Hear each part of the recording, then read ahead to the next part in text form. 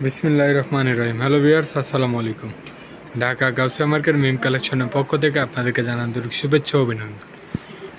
Gausia market মিম collection একটি one piece wholesale shop. এখানে আপনারা ওয়ান পিস সহ ওয়ান পিসের যাবতীয় আইটেম হোলসেলে পেয়ে যাবেন। তো ভিউয়ার্স, আজকে আপনাদেরকে নতুন কিছু টপস এবং টু পিসের কালেকশন দেখিয়ে দিব।